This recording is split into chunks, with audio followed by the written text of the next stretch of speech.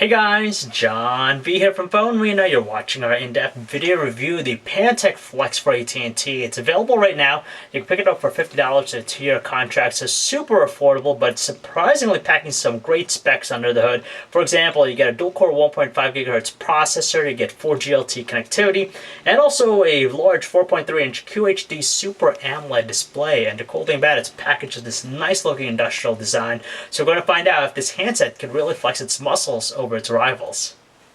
Remarkably, the Flex is the most premium device we've seen out of Pantech's camp. We definitely like its solid industrial design, which is most evident in the rear. You have this metallic plating complemented with the soft touch surfaces on the top and bottom. It's not too overbearing the hand to hold like some other larger handsets out there, and it's really skinny at 32/100ths of an inch thick. It's pretty uniform, and on top of that, its construction is pretty durable, and overall, we're very impressed with this offering.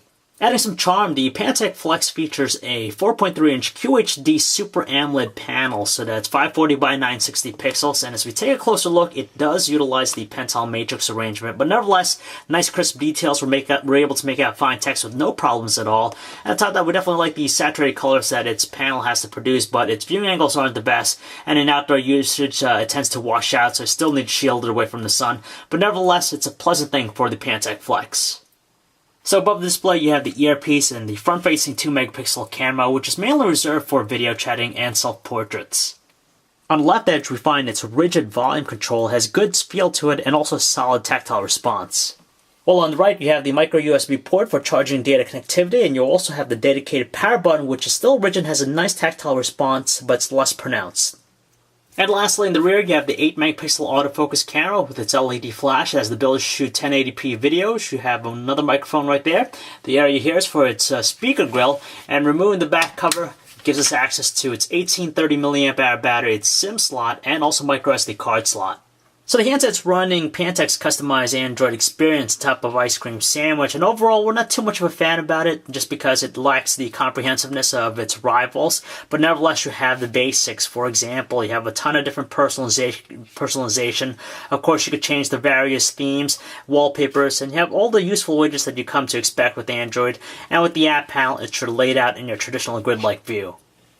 However, the one unique thing that we like about the Pantech Flex is that it offers this other mode called the Easy Experience, and it's basically Android for dummies. It really makes the experience very uncomplicated. So you have a large widget right here on the home screen. It's only one home screen. You have the clock, you have your calendar, and of course your weather. Large size icons make it very easy to read, so if you have grandparents, this is something they'll definitely appreciate. And they're not really bombarded with a variety of different things. They have only the specific applications that are probably needed to get them by.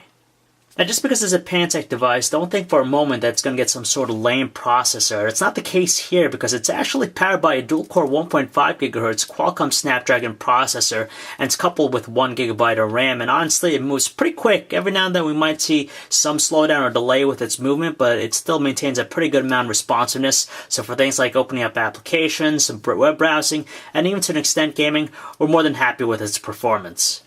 With its 4.3-inch display, of course it's going to be more than ample for typing up messages, though the layout can be a little bit on the cramped side, but you have 3 options available for you.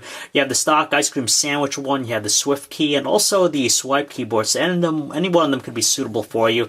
And of course it maintains a good amount of responsiveness in keeping up with our rate of input. Another surprising feature available with the Pantech Flex is that it offers support for AT&T's 4G LTE network, so if you're in an area that has the coverage, you'll definitely benefit from it. As far as the web browsing experience, it's more than tolerable. For the most part, it maintains a good amount of responsiveness with its navigational controls, but if you run across sites that have a lot of flash content, you'll notice some delays or even some stutters with its performance, but nevertheless, you get that desktop-like experience. And we also like it that it's also integrated with a lot of social networking services out there. Since it's running Pantech's customized Android experience, we also get a music player from Pantech, in addition to the Google Play Music application. As far as style and also presentation, it's pretty conventional, nothing too spectacular about it. It functions alright. And as far as the audio quality is concerned, if you have the Dolby Mobile setting off, it tends to sound a little bit screechy at the loudest volume setting, but with it on, it kind of enhances the treble for a little bit stronger tones. When it comes to watching videos, the handset offers a wide array of support for different codecs. You have DivX, MPEG-4, H.264, and even XVID. The video we have here is encoded in DivX 1920 by 1080 resolution, and of course with its 4.3-inch Super AMOLED display, it's definitely nice to look at, very attractive with its saturated colors, and on top of that, it's moving at a speedy rate, so it offers a great experience. For a Pantech device, the quality produced by its 8-megapixel autofocus camera is still a slightly improvement over previous offerings, but it still pales in comparison to some of the other higher-end devices out there in the market. Details outdoors tend to be a little bit on the soft side, and colors are rather washed out looking, and it struggles with dynamic range, so you kind of notice the exposure being jumpy. In low lighting conditions, there's a presence of graininess and even softer looking color tones. Worst part is that it has a very slow shutter speed, so if you don't hold your hand steady, images tend to come out blurry. Also, the Flex's 1080p video recording quality is actually a step up from previous smartphones from Pantech and still more than tolerable to accept. It has some very pleasant looking visuals. We like the smooth capture it has to offer, the minimum amount of artifacting when you're panning very quickly, though the only thing we notice is just that there's a hint of distortion with its audio recording. Calling quality could have fared better with the handset, just because with the earpiece we like its volume output, but there's a little hint of crackle with voices at loudest volume setting. On the other line, the callers didn't have too much of an issue. They were greeted with pleasant sounding voices with minimum background noise, but the same crackling tones are evident again with the speakerphone. During our time testing out the Pantech Flex, it managed to maintain a consistent connection to the network, pretty steady, with very minimal fluctuation, and we didn't drop any phone calls. Relying on HSPA Plus connection instead of LTE just because it's not available in our area, we're able to get at least a solid day of normal usage on a full charge with its battery, and on days where we were using it heavily, we easily got by through a work shift, so no problem with that. But if you're going to be using on LTE, you can expect those results to drop, and probably still want to charge it every now and then.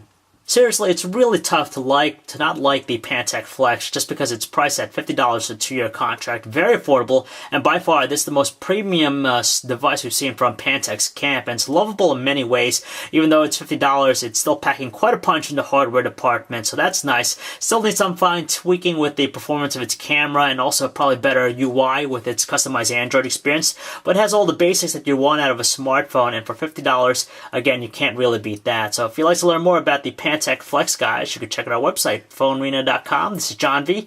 Thanks for watching.